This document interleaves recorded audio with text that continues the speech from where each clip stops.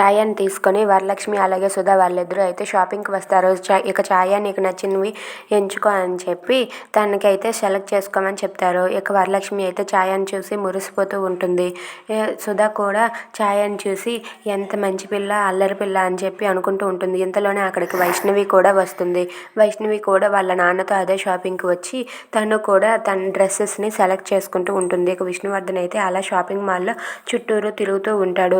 ఇక ఛాయ అయితే అమ్మ నేను దీన్ని ట్రయల్ రూమ్లోకి వెళ్ళి ట్రయల్ వేసుకొని వస్తానని చెప్పి ఛాయ అంటుంది.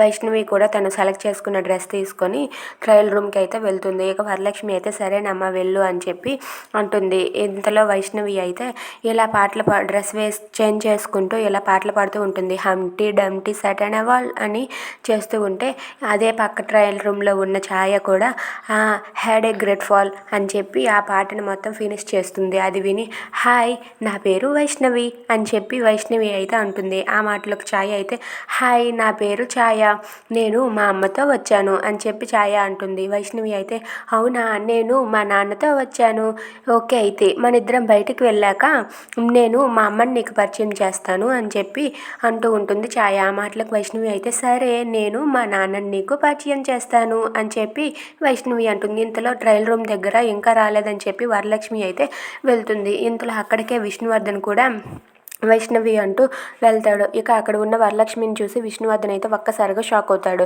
ఇక వాళ్ళిద్దరూ అక్కడ కలవనున్నారా? Thanks for watching friends, please subscribe our channel.